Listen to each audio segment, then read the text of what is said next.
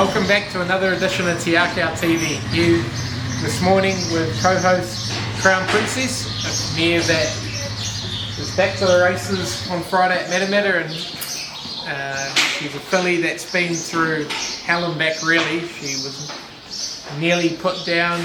She had a severe incident on a horse float, but our veterinary team have done an incredible job with her. I've got her back and fit and healthy, and she's in really good order, so it's been a really good story to get her back to where she's at. She's a lovely, kind girl, so really looking forward to that. Last week we had the two winners, obviously Tigalomu at Tauranga on Friday. It was great to have the Yulong colours here in New Zealand, including in our stables, so very fortunate to get the win with him on debut, and he looks a very progressive staying type, obviously out of the New Zealand Oaks winner, so obviously a Derby path has been mapped for him. And then obviously To Bravery Born winning dominantly at Te Rapa on Saturday. He's got an incredible fresh up record. It was a good ride by Opie. That's the way we like to ride him, and he's a horse that's got a very bright future over those sprint trips. Bravery Born at Te Rapa, explosive turn of foot, just sat off them.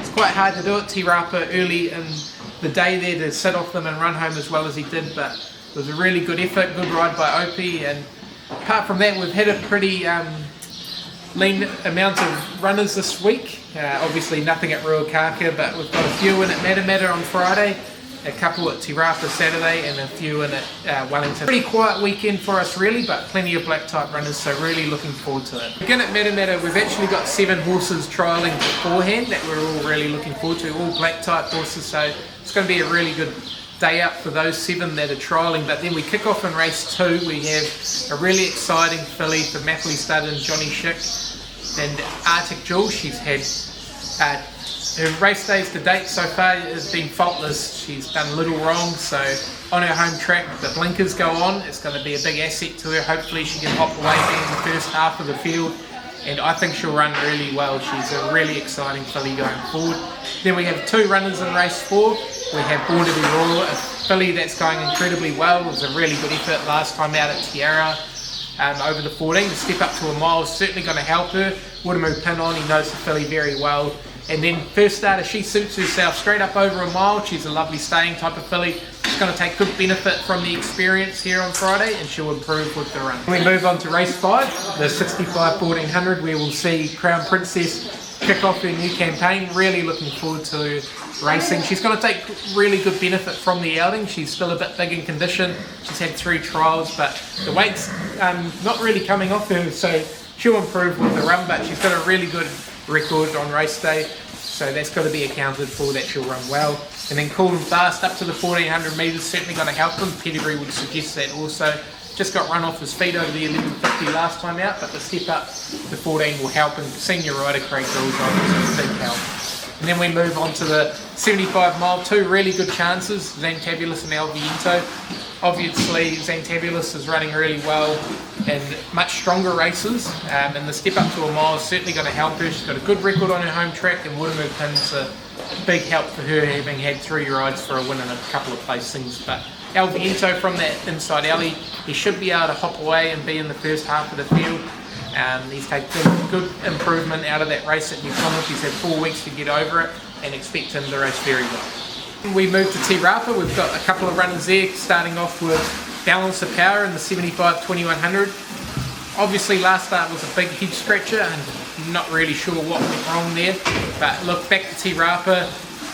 Bit of time between runs certainly has helped him. Ryan Elliott back, massive plus to have him aboard. He's a Group 1 rider, so very happy about that. As long as he jumps away well, gets himself in a handy position, he'll be there in the finish. And then we are in the last race also with a lovely son of Satherbill that's knocking on the door in Huckinen. He's racing very genuinely and honest. Sam McNabb takes the 3 kilos off, so that weight relief is certainly going to be beneficial to the horse.